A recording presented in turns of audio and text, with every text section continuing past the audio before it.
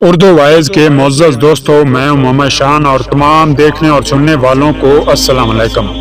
ناظرین کرام، حضرت صلی اللہ علیہ وآلہ وسلم کی ولادت باسعادت کو لے کر کافی اختلاف پایا جاتا ہے۔ علماء امامیہ کے نزدیک مشہور یہ ہے کہ حضرت صلی اللہ علیہ وآلہ وسلم کی ولادت باسعادت 17 ربیع الاول بروز جمعہ کو ہوئی، اور علماء اہل سنت کے نزدیک 12 ربیع الاول کی تاریخ کو ذکر کیا گیا ہے، اور یہ بھی مشہور ہے کہ اسی تاریخ کو یعنی 17 ربیع الاول بروز جمعہ کو صبح صادق کے نزدیک آپ کی ولادت ہوئی، جس سال اصحاب فیل ہاتھی لے کر خانہ کعبہ کو خراب کرنے کے لیے آئے تھے، اور وہ سخت پتھروں سے اللہ تعالیٰ کی طرف سے ان کو عذاب دیا گیا تھا، اور آپ کی ولادت مکہ میں ان کے اپنے ہی مکان میں ہوئی۔ پھر وہ گھر آپ نے جناب عقیل بن ابی طالب کو بخش دیا تھا، اور اولاد عقیل نے وہ مکان حجاج کے بھائی محمد بن یوسف کے پاس بیچ دیا تھا، اور اس نے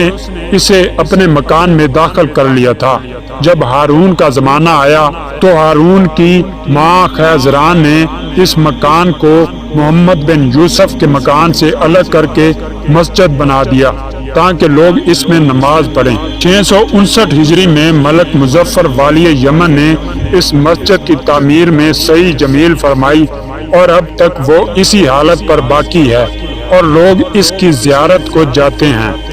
حضرت صلی اللہ علیہ وآلہ وسلم کی ولادت کے وقت بہت سے عجائبات ظہور میں آئے۔ حضرت امام جعفر صادق علیہ السلام سے روایت ہے کہ شیطان آسمانوں پر جاتا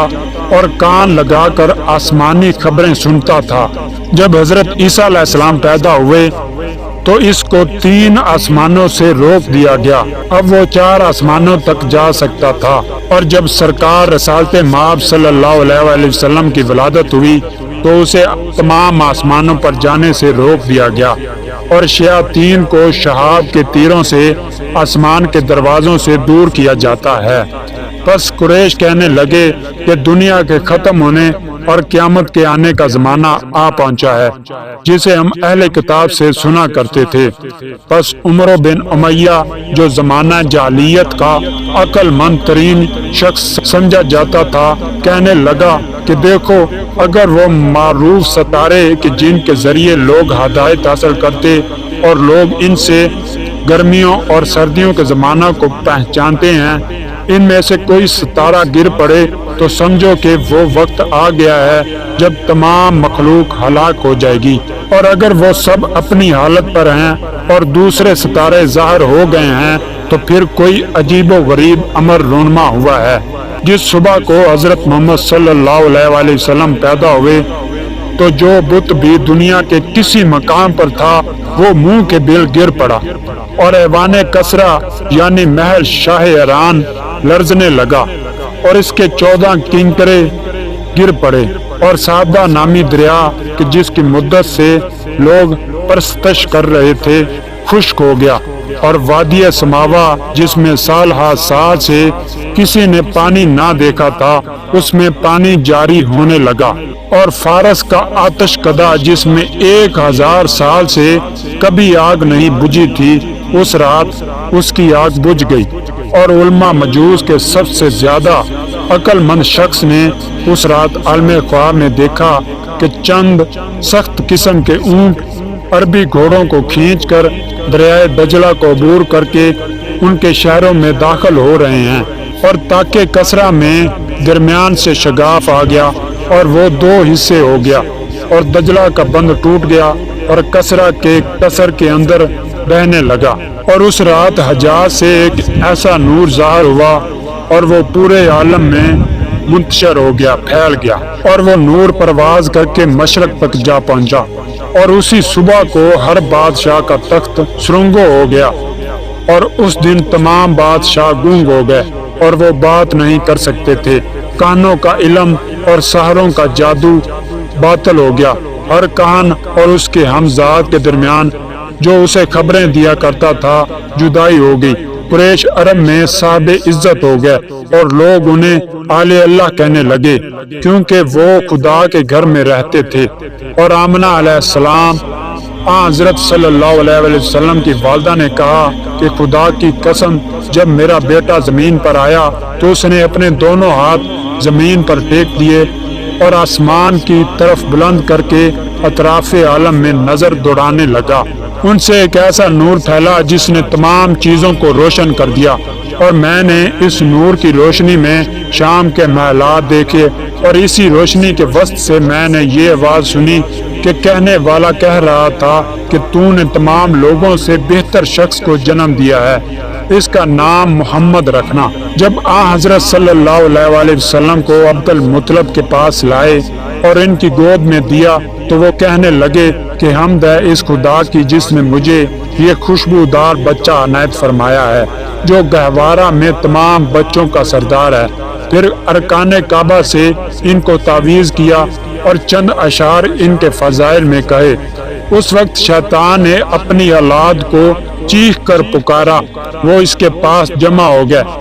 اور کہنے لگے کہ اے ہمارے سردار، کس چیز نے تجھے پریشان کر دیا؟ وہ کہنے لگا، وائے ہو تم پر، اول راہ سے لے کر اب تک آسمان و زمین کے حالات مجھے متغیر نظر آ رہے ہیں۔ معلوم ہوتا ہے کہ زمین میں کوئی عظیم واقعہ رونما ہوا ہے۔ جب سے عیسیٰ علیہ السلام آسمان پر گئے ہیں ایسا کوئی واقعہ نہیں ہوا۔ بس تم جاؤ، گردش کرو اور جستجو کرو کون سا امر عجیب و غریب ظاہر ہوا ہے۔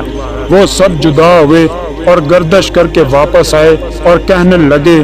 کہ ہمیں تو کوئی چیز نہیں ملی۔ وہ ملعون کہنے لگا، اس امر کی خبر لانا میرا کام ہے۔ بس وہ تمام دنیا میں جا کر گردش کرنے لگا، یہاں تک کہ حرم کے قریب پہنچا اور دیکھا کہ فرشتوں نے اطراف حرم میں گھیرا ڈالا ہوا ہے۔ جب اس نے داخل ہونے کی کوشش کی تو فرشتوں نے اسے للکارا، وہ پلٹ آیا۔ پھر وہ ایک چڑیا کی شکل میں کوہ ہیرا سے داخل ہوا تو جبرائیل علیہ السلام نے کہا، پلٹ جا اے ملعون۔ کہنے لگا، اے جبرائیل، میں تجھ سے ایک بات پوچھنا چاہتا ہوں، یہ بتا کہ آج رات زمین میں ایسا کون سا واقعہ رونما ہوا ہے؟ جبرائیل علیہ السلام نے کہا کہ محمد صلی اللہ علیہ وسلم جو افضل الانبیاء ہیں آج رات پیدا ہوئے ہیں۔ کہنے لگا، میرا ان میں کوئی حصہ ہے؟ جبرائیل علیہ السلام نے کہا کہ نہیں۔ کہا، ان کی امت میں میرا حصہ ہے؟ جبرائیل کہنے لگا، ہاں۔ ابلیس نے کہا کہ میں راضی ہوں۔ اور حضرت امیر المومنین علیہ السلام سے روایت ہے کہ جب حضرت صلی اللہ علیہ وسلم کی ولادت ہوئی تو جتنے بت کعبہ پر رکھے ہوئے تھے سب منہ کے بل گر گئے۔ جب شام کا وقت ہوا تو ایک ندا آسمان سے آئی کہ حق آیا اور باطل چلا گیا، بے شک باطل جانے والا ہے۔ اس رات تمام دنیا روشن ہو گئی اور ہر پتھر ڈھیلا اور درخت کھل کھلایا، اور جو کچھ آسمان و زمین میں تھا اس نے خدا کی تسبیح کی، اور شیطان بھاگتا ہوا کہتا جا رہا تھا کہ بہترین امت اور بہترین خلائق بندگان خدا میں زیادہ عزت و عظمت والے اور تمام کائنات سے بہتر محمد صلی اللہ علیہ وسلم ہیں۔ اور شیخ احمد بن ابی طالب طبرسی نے کتاب احتجاج میں امام موسیٰ کاظم علیہ السلام سے روایت کی ہے، اور جب رسول اکرم صلی اللہ علیہ وسلم شکم مادر سے زمین پر تشریف لائے تو بایاں ہاتھ زمین پر رکھا اور دایاں آسمان کی طرف بلند کر کے لبوں کو توحید الہی میں حرکت دی، اور آپ کے دہن مبارک سے ایسا نور پھیلا جس کی روشنی میں اہل مکہ نے شہر بصری جو شام کے علاقہ میں ہے کے محلات کو دیکھا، اور یمن کے سرخ قصر اور اس کے نواحی اور فارس کے سفید قصر اور اس کے اطراف کو دیکھا۔ اور آپ کی ولادت کی رات تمام جہان روشن ہو گیا، یہاں تک کہ اس سے جن و انس اور شیطان خوف زدہ ہو گئے اور کہنے لگے کہ زمین میں کوئی عجیب و غریب واقعہ رونما ہوا ہے۔ اور ملائکہ کو دیکھا کہ فوج در فوج اترتے اور واپس جاتے ہیں اور خدا کی تسبیح و تقدیس کرتے ہیں،